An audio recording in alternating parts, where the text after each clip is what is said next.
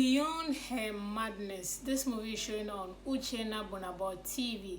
A recap of this movie talks about a woman who lost her only child, her daughter, to accident, and the death of her daughter made her run mental.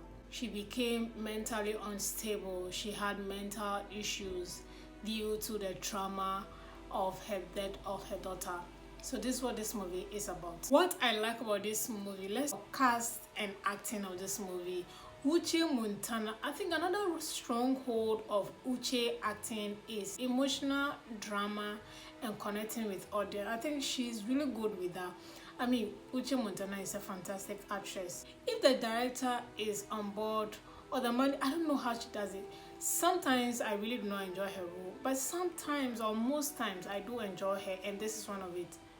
She put up a very good performance in this movie. The way she was grieving and the way she acted as mentally unstable, mentally unstable or just the trauma of losing her child. You see her performance and you're like, oh no, she's actually mad though. Yeah, at the point I was convinced that she's not okay. She needed to go to, the psychiatrist just to make sure that everything was okay upstairs. She really did convince me that she was having mental health issues. She did. That was a good performance. That should tell you that she actually did very well in this movie. I like her performance. Then another character that I really enjoy is Tope, the villain in this movie.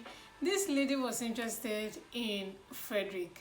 So she saw the situation and took advantage of it to say, if your wife is having mental breakdown, take her to, mental hospital. Let her stay there so that you can see to your own life. She wanted to take advantage of the situation and come into the man's life. And I really enjoy her role. At the beginning of the movie, I was convinced she was a good friend. Until when she switched that medicine, that was when I was like, nah, something is wrong with this woman.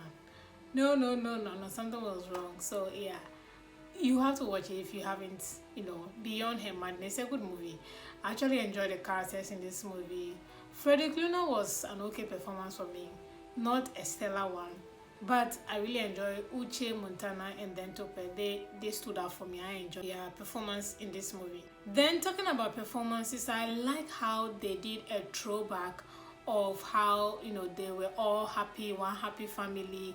They were just taking us through how good they were as a family before losing the child. Because if you watch this movie, you'll be asked yourself, where is the child that she's grieving for? So I like that they showed us a part where they were all one happy family. So I like the throwback shoot in this movie. I like that.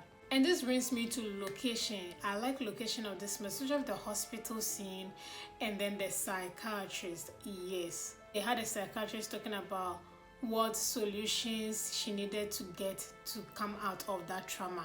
That was some educative part of this movie. I really like that a lot. So the location, psychiatrist, hospital, and then the beach.